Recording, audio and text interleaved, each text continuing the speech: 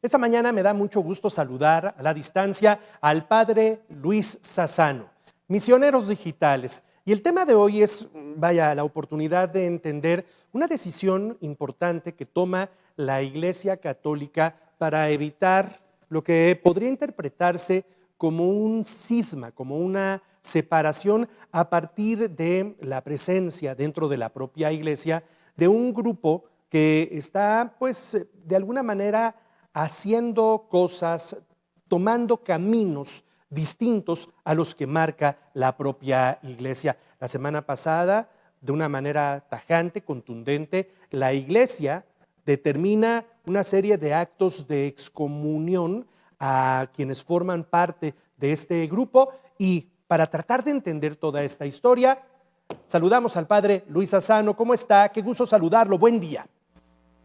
Un saludo grande para todos ustedes, un gran abrazo a toda la comunidad mexicana. Y sí, efectivamente, como bien planteas, estamos viviendo algunas situaciones un poco complejas y difíciles adentro o de manera adintra de la iglesia.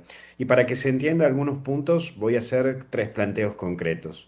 El primer planteo es un cisma y no una secta. Secta, la iglesia lo denomina cuando hay algo ajeno a la doctrina de la fe, a lo que enseña la iglesia católica en nuestro credo. El que piensa distinto porque no cree en la Virgen María, porque no cree en Jesús como hijo de Dios, etcétera. Eso es secta. Y por el otro lado, cisma es cuando es dentro de la iglesia, creen en lo mismo que nosotros, pero no aceptan a la autoridad del Papa como autoridad única. Eso es lo que ha pasado en esta primera instancia. Como un segundo punto, la parte histórica, que ha surgido esto en el Concilio Vaticano II. En el año 62, el Papa Juan XXIII hace un planteo de una iglesia que tiene que revisar de manera adintra de su parte interna algunas cosas. Su frase era: es necesario abrir las ventanas y las puertas para que entre aire fresco a la iglesia.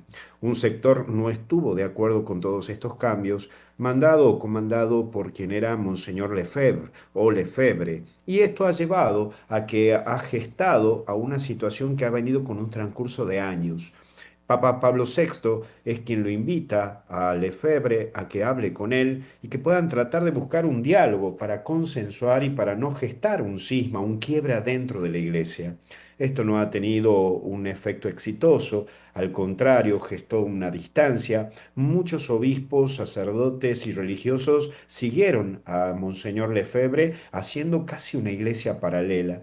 En el año 84 se empieza a hacer más difícil la situación porque el Papa Juan Pablo II trata nuevamente de gestar un diálogo, pero en la década del 80 se quiebra todo cuando Monseñor Lefebvre ordena 4 obispos para que sean de su comunidad y para que gesten nuevos sacerdotes a futuro.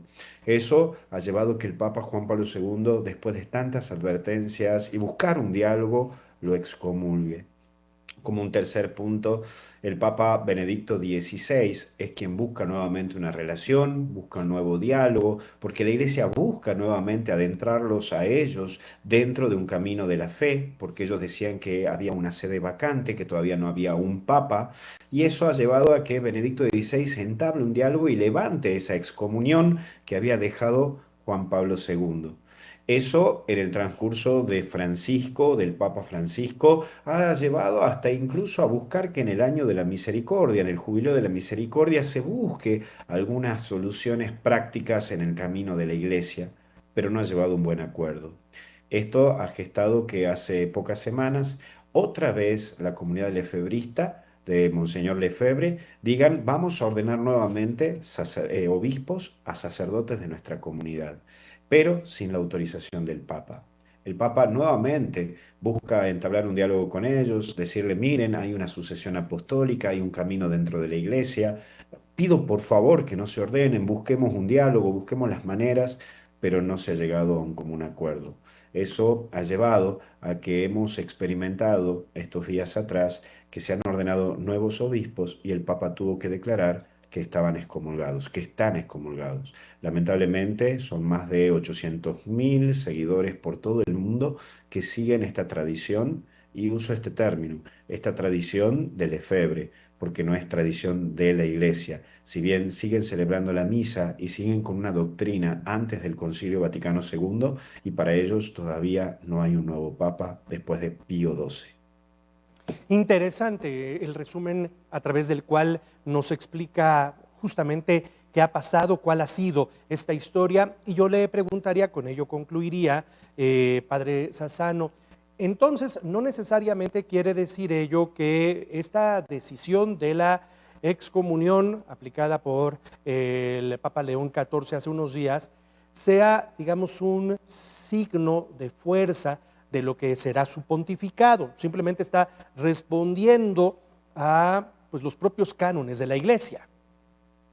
Está muy buena tu pregunta, porque efectivamente esto no es que comienza con León, esto ya está viniendo desde Juan Pablo II con una situación de tire y afloje. Lo que pasa es que es algo que no quieren aceptar la situación y la propuesta que la Iglesia actualmente le hace. Se ha buscado un cierto diálogo de relación, de decir que acepten ciertas cosas, pero claro, ellos reducen a que la Iglesia se ha modernizado y ellos no aceptan porque el planteo es, si la Iglesia se moderniza, se mundaniza, y si una Iglesia se mundaniza, no vive en Cristo. Entonces, para ellos no está bien que la Iglesia geste un diálogo con otras religiones. Para ellos sigue siendo que si no estás dentro de la Iglesia Católica Apostólica Romana, estás condenado. Segundo, para ellos la liturgia no tiene que haberse cambiado como era la liturgia de Trento. Para ellos sigue teniendo validez solamente la misa de espalda al pueblo, misa en latín completa, y no puede haber otro instrumento que el órgano o el piano.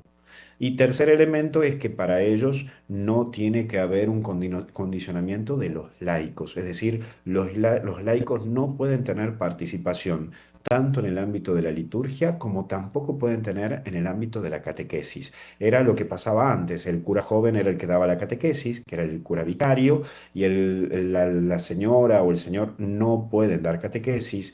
Obviamente que para ellos no está permitido comulgar en la mano, está prohibido, como tampoco está permitido tener un ministro de la Eucaristía, es decir, una persona que no sea cura que lleve la comunión a los enfermos. Para ellos no es inaudito. Entonces, hay muchos términos que para ellos todavía la iglesia está en demanda y a la cual para ellos dice la iglesia está en una situación de déficit porque se ha mundanizado. Ese es el contexto teológico histórico y para ellos el Papa es una persona que ha dejado de lado la tradición y se ha empezado a modernizar y eso es un grave error que condena. Ese es el planteo que hacen ellos.